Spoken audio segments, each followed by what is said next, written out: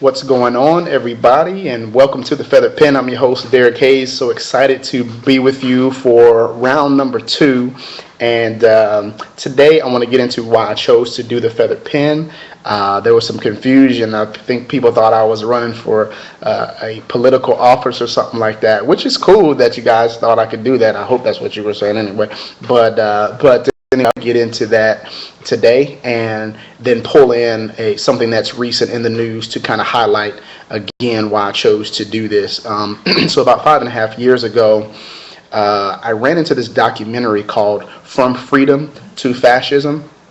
And that documentary was by Aaron Russo. Aaron Russo actually produced Trading Places with Eddie Murphy back in the day, if you remember that. But about 2006, 2007, he came out with this documentary, and man, it just rocked me. I mean, woke me up. And a lot of it was because what he was giving, the information, the history he was given, wasn't something that I had to go and look up in the Library of Congress for. I mean, it was in plain sight, and so it made me wonder, what else don't I know about the way in which my world works? And so it really started me down my rabbit hole, I guess. And so 5.5 years later now, I have begun since then to look at policies and laws and look at the Constitution, look at our framers and study. That's just kind of me. That's my natural bent. I'm a learner, so once I get a hold of something, I'm like a dog with a bone. I just can't let it go. And so that's why I chose to do the Feathered Pen, because there's this idea that the framers had of an informed citizenry. And I'm not here to talk about the Constitution, Declaration of Independence, framers as if these are perfect documents or perfect people, but understand that it'd be very hard for you to find another government, another document that's set up the way it's set up, so that the government itself doesn't forget the people that it purports to serve, so that the government doesn't run over the people that it serves, because that's what history shows. History shows that government gets way out of control, gets way too big, even when it's well-meaning, and then the people that they serve suffer for it.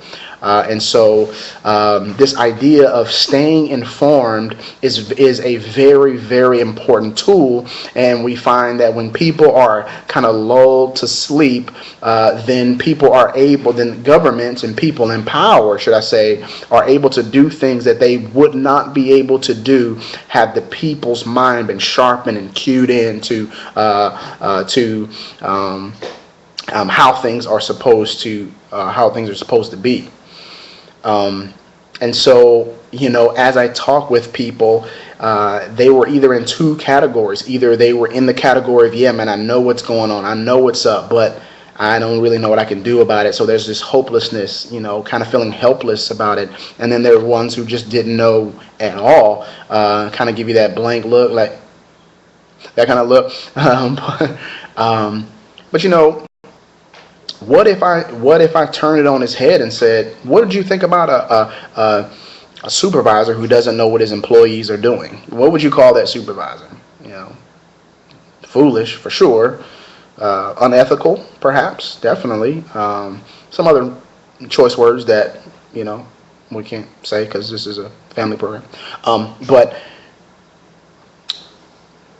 that's us. Now, why do I say that? Why do I say supervisors who don't know what employees are doing? Well, that's because we don't live in a democracy. Yeah. It's not set up as a democracy. The framers and the founders set this up as a constitutional republic, and one of the things that means is you're the boss. You're in charge. Everybody up on the hill, they work for you. So that's what I mean. Let me phrase it, aren't we those uninformed people? Aren't we the unethical supervisors, having no idea what our actual employees are doing? That's kind of the point why I chose to do the Feathered Pen. Just paraphrasing people like James Madison, where he says that it is the federal government that is limited in its scope. The delegated authority given to it is very limited in its what it can do, while the states are the powers that they possess are innumerous. They're plentiful. They're many. And so you see this idea, but it only takes me one question, and that question is, think about this for a second. In your mind, who holds more authority, the federal government or the states? Yeah, probably, I'm willing to bet few of you said the states.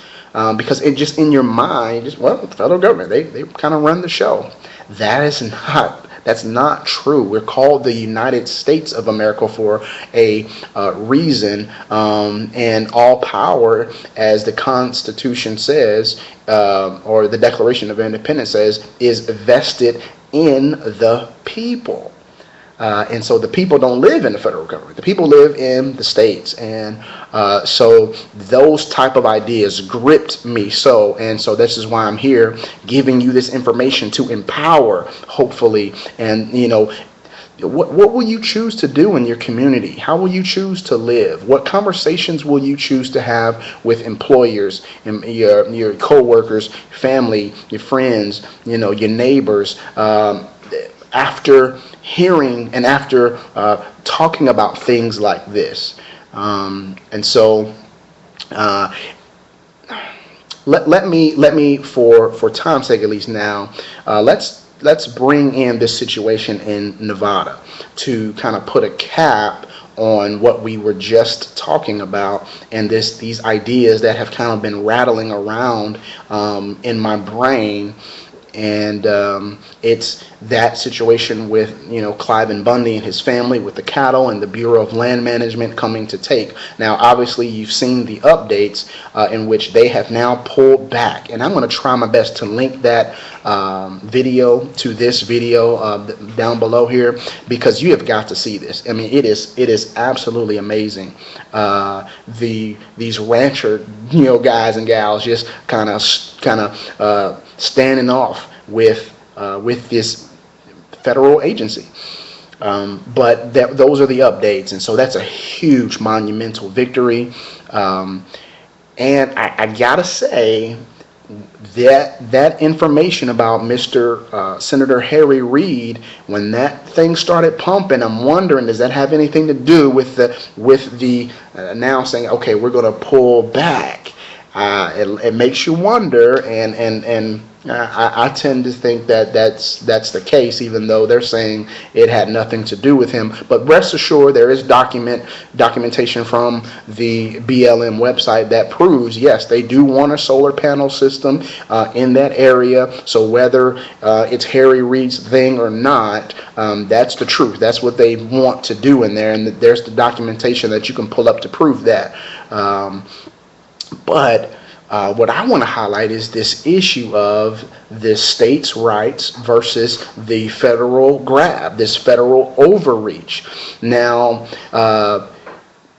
they are completely in the right, the Bundys, completely in the right. As Cliven Bundy says, when the federal government gave the land to the state of Nevada, and the state of Nevada became a state, they became sovereign. And you cannot overreach sovereignty. You don't have that authority to now come in and say, okay, now this land is mine. No, it belongs to the state of Nevada. So the federal government has no jurisdiction there. That's a crazy thought. So that's what we're dealing with up here. What do you think about that situation? Especially if you haven't seen the video, you watched the video. Even in the back of my mind, I'm thinking, these guys just face down the federal government. Man, that's extreme, man. That's crazy. They seem a little out there.